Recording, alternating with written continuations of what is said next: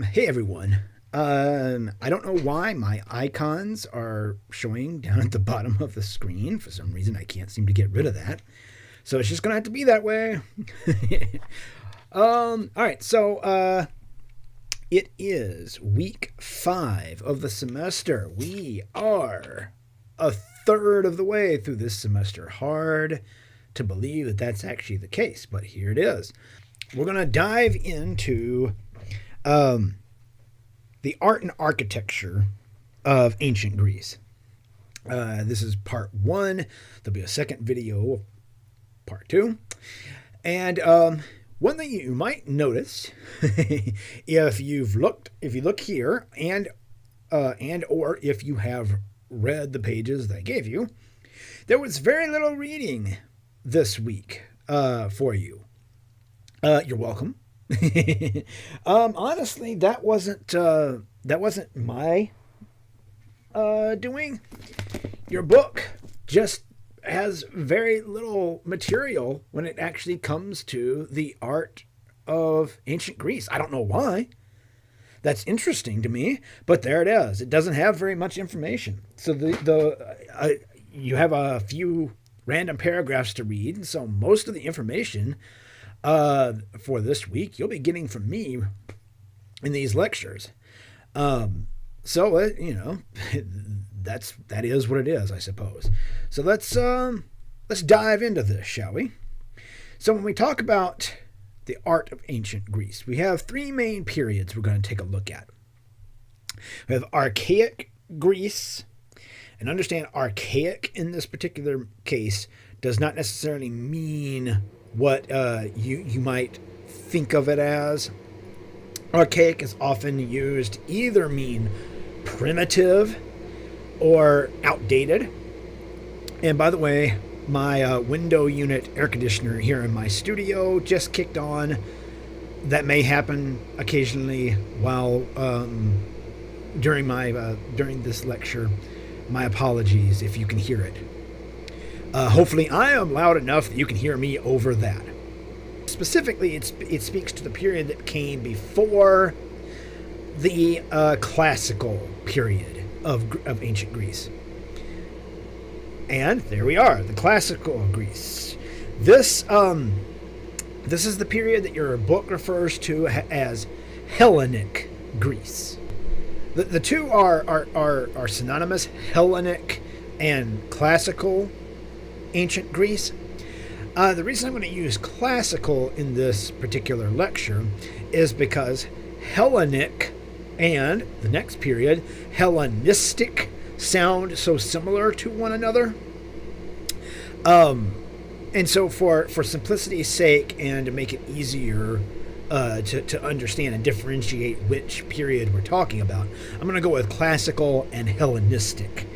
Ancient Greece is one of the first Western civilizations that we can point to that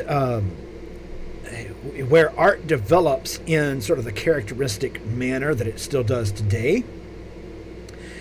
Specifically, we're talking about one generation looking at the art of generations before, or even cultures that were before them, gleaning from that art what lessons they can, adopting certain ideas, rejecting others, and trying then to advance the craft.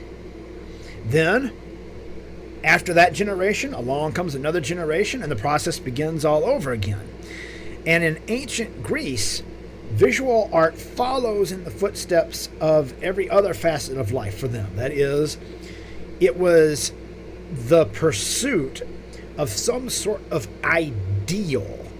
Idealism is generally the philosophy that there's a certain perfection which all things should aspire to, and that perfection is somehow intrinsic.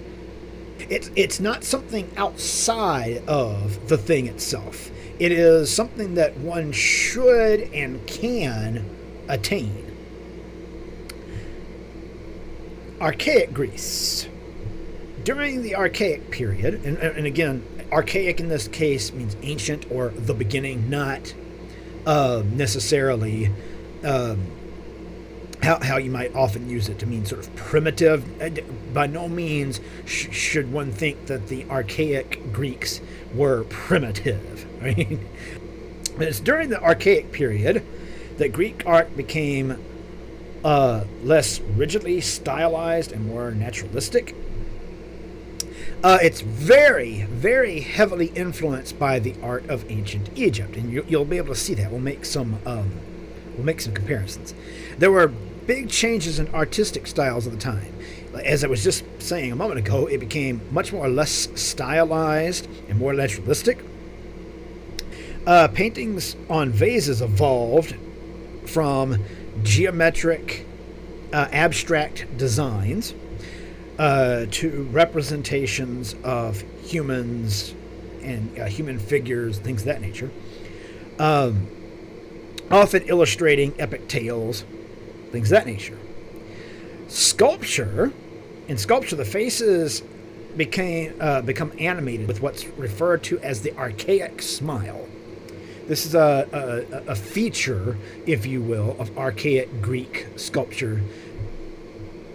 And there's this growing attention to human proportions and anatomy that we're going to see brought to real fruition in the classical period. The architecture is characterized by the development of the Doric order of architecture. Don't worry, we'll get into that. You'll understand what that means later. And harmonious proportions. They developed these harmonious architectural proportions during archaic Greece, and that would continue into the classical period as well. So let's look at some pottery painting and what developments happened during archaic Greece. First off, we have the geometric period. We'll only look at one example from this period. All right, this was very, very early on in the development of art in the archaic period. And it bugs me that, again, my icons are still showing at the bottom and you can't see the actual date down there. So my apologies. This is a crater. A crater is a vessel that's used for mixing wine and water. And during this geometric period, artists began to think and create as Greeks, not as Egyptians or Minoans or Mycenaeans. The style begins to develop that is their own. Now, they certainly borrowed from those earlier cultures that I just mentioned, especially ancient Egypt. You're going to see a lot of Egyptian influence on the work. But the result was a recognizable Greek style. We know that the Greeks painted on more than just pottery. However, the rest has been lost to time. So the pottery is the best example that we have of what Greek painting looked like at the time. A lot of it has been restored because even this crater, you can sort of see the cracks and things, and it's been restored. But it gives us an indication of what the painting was like. And as a result, nearly all of our examples of Greek painting from this period are on pottery.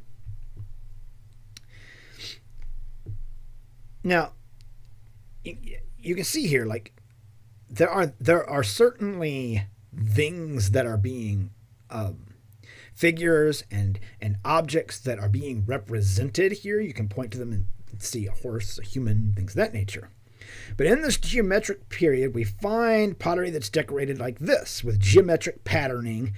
And though we can point to these figures and be able to name them, they are still very abstract representations of human figures, animals, and they're all in silhouette, right? Not a lot of interior detail. They're just silhouettes. Greek pottery also contains what are referred to as meanders. This is the decorative borders that are constructed from a continuous line shaped into a repeated motif. A motif, remember from week 1, is something within a work of art that gets repeated. It's an element that gets repeated. And when we talk about meanders, let me see if I get my laser pointer, right? Meanders are lines that are continuous, like one continuous line, like the lines that are being used to make up these sort of diamond shapes, or these meanders that are happening up here in these shapes, right? That just sort of continue and wander, but are one continuous line and create repeated motifs. They make concentric circles. They make sort of wheel patterns, shaded triangles. There are swastikas. The swastika has been around far longer than the Nazis ever were. The swastika is a visual motif that's been used for much, much, much longer than the past 70 years. Here, there would not have been those sort of connections to it. And in zigzag patterns as well. Time passes in the archaic period, and figurative representation, and when we say figurative, we're talking about the artwork is meant to be more representational. It's meant to look a bit more naturalistic. This is a development, as I said, that happens in the archaic period, and now as we look at the pottery, we see a bit more of a move toward naturalism. With this piece here, Achilles killing the Amazon queen Penthesilea, I believe. We actually have the artist who made this. We have his name there. As you can see, again, a story from mythology. You know, we would recognize this story from the epics of Homer. Pottery at the time was highly valued by the people, and we can see that value in the fact that many potters and artists actually signed their vases. Exechius, I believe. Exechius, I cannot remember, but that's why we know his name, right? He signed this piece of work. Exechius, that's how it's pronounced. I actually have it in my notes here. He was one of many who signed his pottery. And the Greeks continued to improve on their pottery techniques during the Archaic period and developed two main styles. And if I were in your shoes, I would make a note of these two things. The black figure pottery and red figure pottery.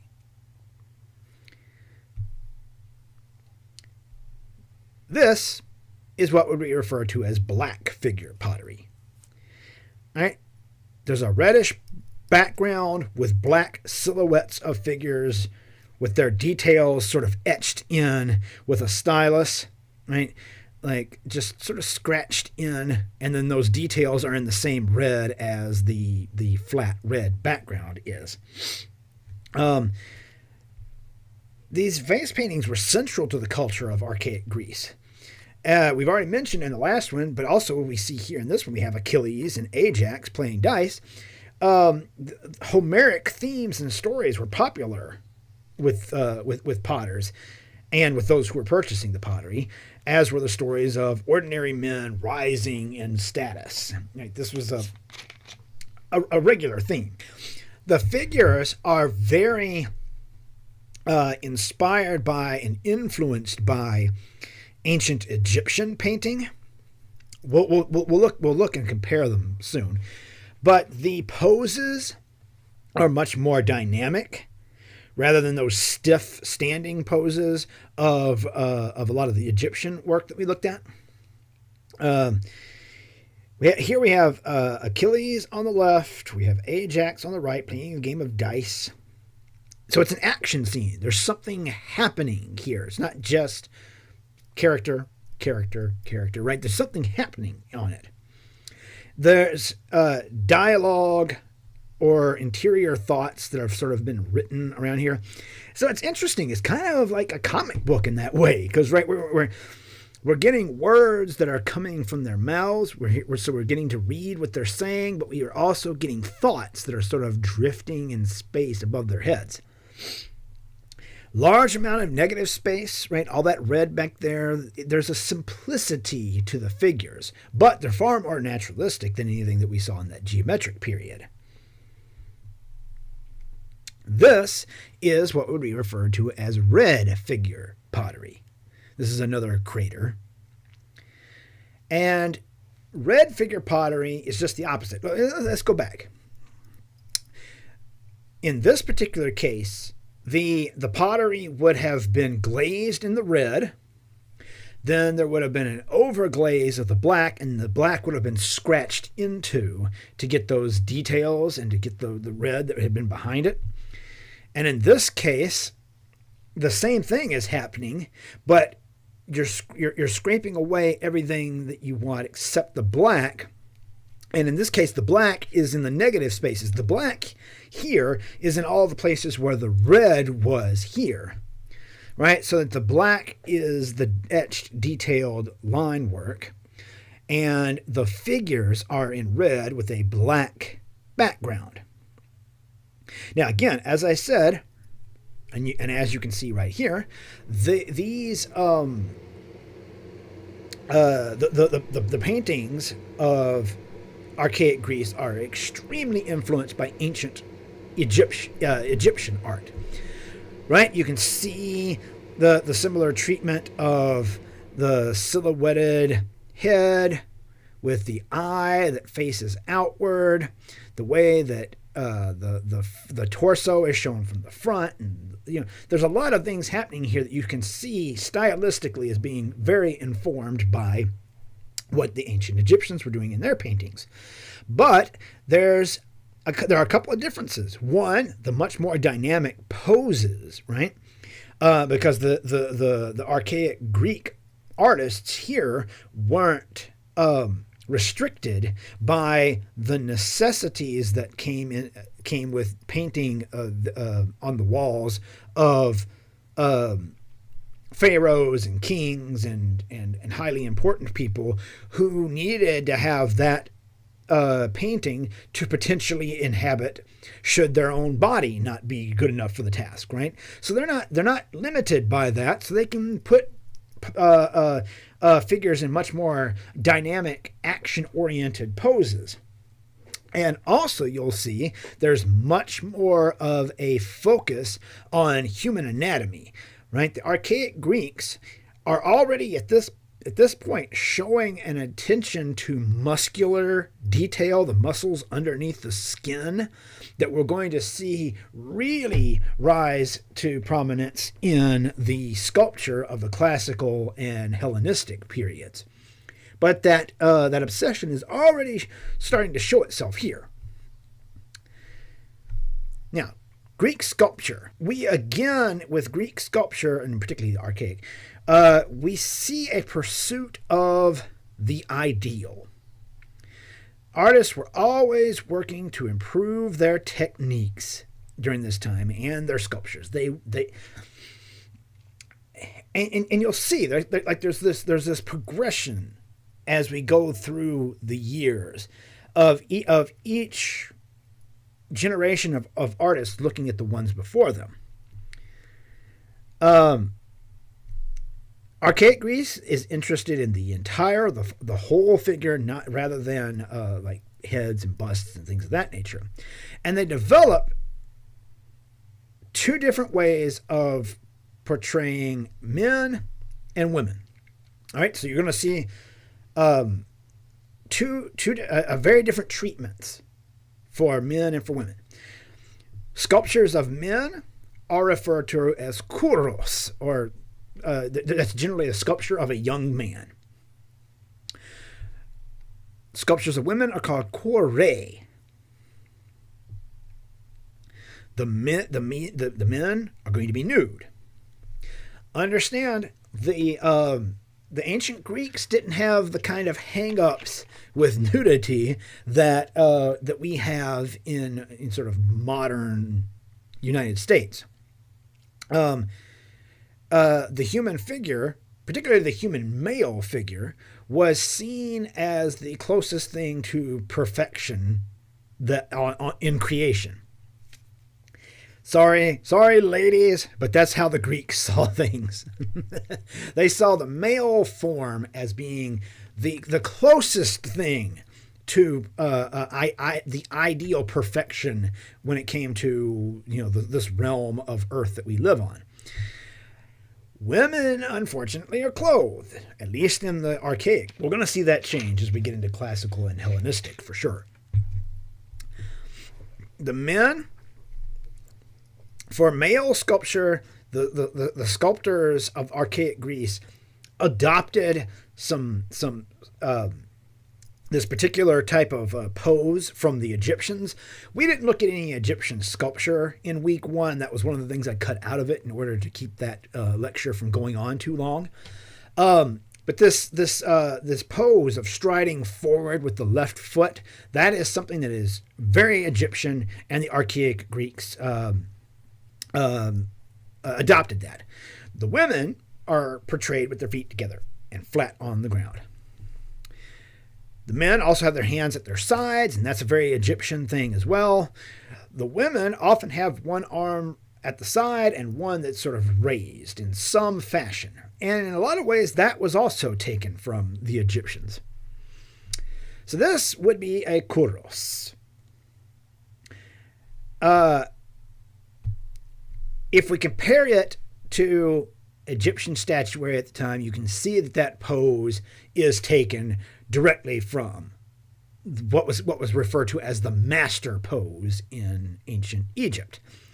This was a pose that was meant to show power. So it was usually reserved for the king or someone who was particularly important. And it's arms at the side, very tightly to the side, clenched in fists, with the left foot forward, as if it were striding forward, but standing very upright. And you can see in the kouros here on the left that was adopted. You can also see things within the facial features that are very Egyptian inspired, right? The piece is meant to be a sculpture here, however, of a young man, a youth, not a king or someone extremely important. And you can see at least a very budding attention to musculature and in anatomy happening in here. That striding foot forward, there's this sense of motion as if he's moving forward. And there's tension in the muscles and things of that nature, right? We get the sense of bones existing underneath the muscles. We get sort of an etched in indication of pectorals and things of that nature, right? But there's still a little bit of that geometry of the geometric period, right? He's still very squared off and angular, right? Not super naturalistic yet, and he not yet is he being pushed toward the idealism that we're going to see very soon. Now, it's amazing how quickly it happens. Like each generation comes along. This is a later piece, a later kouros. That shows further developments happening, right? The knees and the calves and the bone being emphasized, that there's bone underneath the skin and all of that. That's still a thing, right? That's something that we saw happening in this earlier piece. And there's still that master pose, arms tightly at the sides, fists clenched, that left foot forward. But there's more muscle, more attention to trying to have an observational or naturalistic sense to the musculature in the arms and the upper torso, right? Whereas here in the upper torso and in the arms too, for that matter, everything's sort of just surface level, scratched into the surface, sort of hinted at. Here we get a very polished sense of muscle underneath tightened skin. There's seems to be an attempt here to portray the body as it is actually seen, and not in that much more, or halfway between naturalism and geometric that we saw in the earlier piece. And we can see in the face what is referred to as the archaic smile. The presence of the archaic smile is there, and it feels like a slightly like unnatural smile, right? The archaic smile, we'll see other examples of it as we go along, but it literally is just like the lips are tightened together and are curled up, almost into a smiley face kind of smile, right? It doesn't look natural. It looks like almost like it was just slapped right onto the face. We're not quite certain what the purpose of that archaic smile was. We can't go back in time and ask about that. Right? This is a generation just after the generation that created this statue. We see an artist who's looking back at what came before him and who is working toward some sort of ideal. When it comes to kores, right, the statuary of women, here's an early one from archaic Greece, and it has everything that we were just talking about. It's female, it's clothed, very different from the nude statue that we saw, the two nude statues that we've seen of men. We see the one arm down, one arm raised, the feet are together, right? The archaic Greece seemed to codify how men and women should be portrayed in sculpture, and there were different rules for each. We can also see, again, sadly, a portion of the face has been lost on this one, but you see that unnatural, weird, like upward turned smile, the archaic smile, as it's referred to. It's this unnatural, like curved smile. We also see a lot of attention, or rather less attention, being paid to naturalism, and this is very abstracted in nature, very geometric. She's very boxy, angular. A lot of geometry has been etched into the surface of her dress. Her hair is treated in a very abstract nature, right? And again, that pose, as you can see, is very reminiscent of the ancient Egyptians' treatment of women in sculpture as well. Now, move along the generations of sculptors here, and this later kore, we see a lot more of naturalism happening and a bit more of a push toward some sort of ideal. Right? Now, there's still some geometry, right? She's still a little boxy, though less so than the last one. There's a little more of an indication, right, of there being, say, legs beneath the dress. There's still that arm at the side and one arm up, lifted upward. But there are things like the musculature of the neck and the smoother features of the face that seem to be indicating a sculptor who's a little more interested in observational naturalism. Here is a much closer look at the archaic smile. The archaic smile, again, are these upturned corners of the lips themselves bend in a weird, unnatural way. The facial features around the mouth don't seem to respond as if smiling is happening, but the mouth is formed into a smile. And again, we look at the smoothness of the face. Like, this seems to be a sculptor who may even have a model upon whom he is basing the face of this particular female, this female figure. Also, when we get up close, you can see some kind of like rust color that's left on it. It's believed that a lot of Greek statuary, even in the archaic period, we know for sure in the classical and Hellenistic period, but even in the archaic period, it's believed that these statues were painted. And then over the centuries since they were first created, that paint has worn away. There's just remnants of it on this particular piece here. Now we know for certain, again, in classical and Hellenistic Greece, that those statues were painted. But it looks like even as early as the Archaic period, they may have been painting their statuary. Then architecture. Architecture at this time, in ancient Greece in particular. And I wonder if I can move my video. I can move my video. The pinnacle of Greek architecture appears in their temples. And when we look at their temples, we see what is referred to as post-beam triangle construction. Meaning, there are columns. Right? Let me see. Let me use my laser pointer rather than my... come on. Why is my laser pointer not showing up? I guess I will have to use my mouse pointer instead. I don't know why the laser pointer is being weird.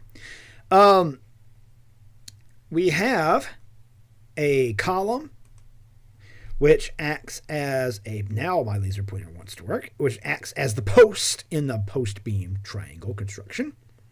We have a beam. In this case, that would be the frieze, as it's referred to. And a triangle, that would be the roof, or the pediment, as it's referred to here. Some other common features of Greek temples would be the entablature. That's the entire upper portion of the building above the columns. The cornice. That's the horizontal piece that crowns the entablature. The raking cornice up here. That's an angled cornice at the top of the pediment. The stylobate, which is down here, the stylobate, which is that upper step of the steps that lead up to the temple, and it's the one that acts as the base for the columns to sit on. And the capital, which is important for our purposes, which is the top of the column, and what that capital looks like determines the architectural order of that particular building. Now, what do I mean when I say architectural order?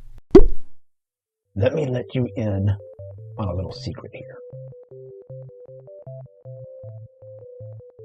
Because there's only really like a fraction of the class who's actually watching these videos like they should be, I decided to give a little reward here to those of you who actually do watch. This right here, what you're about to hear, there is going to be a question on the quiz that will cover this right here. And that question will be on both versions of the quiz and is phrased in such a way that if you Google it, Google gives you the wrong answer. I discovered that a couple semesters back when I was flabbergasted at the number of students who had gotten this question wrong and thought, what is going on? Did I word this question weirdly or what? And then when I took the question and literally typed the question exactly as it appeared on the quiz into Google, it gave me not only a wrong answer, but the wrong answer that a majority of students gave on that question. So, listen well, take some notes during this, so that when this question comes up, you'll be able to answer correctly, because you will not be one of the ones who decided to go to Google and get the wrong answer. All right, back to it. Well, the ancient Greeks developed architectural orders. how do I explain? In archaic Greece specifically, it's the Doric order that develops. This is the Doric. Let's talk about some things here. All right, so for this we have three different columns for each of the architectural orders. Each one was considered a little more elegant than the one that came before it. The Doric order, you'll notice, has a large fluted column and a very plain capital, right? There's not really any decoration up there. And it stood directly on top of the stylobate. The capital would be then topped by what are referred to as triglyphs. That's this little bit right here that has essentially three stripes in it, hence triglyph. And metope. This is the metope, as it says down here. Metope. The metope would be this area between triglyphs. Sometimes it would be left blank, but often had relief sculptures that were inside of it. Right? Next comes the Ionic order. You'll notice it has a much more slender shaft. It's considered more graceful, if you will. And the capital is a pair of inverted scrolls. They're scrolling downward. And it's usually topped by a decorative frieze. Right? You don't necessarily see metopes dividing off these. I'm sorry, you don't see triglyphs dividing off the frieze into metopes. And the third architectural order, which again came later, each one of these is coming after the one before it, is the Corinthian. Corinthian is the most decorative of the three. It has taller and even more slender columns. And the capital up here is like an inverted bell shape. It comes up and is wider at the top than it is at the bottom, and is usually adorned with sculpted leaves. The Romans later on really liked this, so the ancient Romans are going to adopt the Corinthian order for a lot of their stuff. Now, as I was just mentioning, we have the frieze. Right, the frieze is this portion that sits on top of the columns. It's right on top of the columns, right? And in a lot of the temples at the time, and particularly in archaic Greece, that's broken up further. There are the triglyphs. Again, there's these little architectural elements right here that have three ridges down them, hence triglyph. And the metope, right, which is the space in between triglyphs. Sometimes left blank. Oftentimes, however, it would have contained sculpture of some sort that would have been depicting a story. And then each little metope would be like one frame of the story, if you will. Archaic architecture was Doric, as you can see here in the Temple of Hera. It was not as refined and proportioned as later classical and Hellenistic examples would be, but it was a testament to Greek expansion. This temple right here is actually built in southern Italy, on land that was colonized and was thought of as Greek. Right? The Greeks branched out and started colonizing and conquering areas around them, and they would bring with them their culture to leave their mark. So even though this is not on the Greek peninsula or on any of the Greek islands, this is on the Italian peninsula, there we see that Doric order happening. And this temple temple of Hera is in ruins. It would have been capped off with all of the different architectural things that we've looked at so far. This is the temple of Aphae. I'm not even going to try. I'm going to screw it up, I'm sure. This became the standard that would then go into Doric temples. Even when we get later on and we take a look at the Parthenon takes a lot of influence from this particular temple. It refined those earlier Doric models and made the columns much more slender. Let's go back. Look at those big fat columns on that one right there.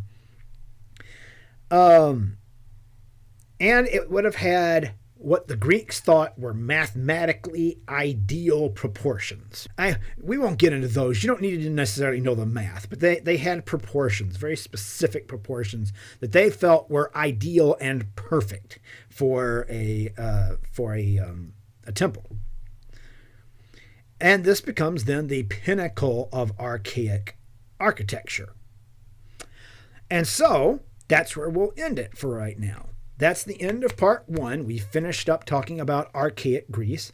We'll move on in the next lecture to classical Greece and Hellenistic Greece.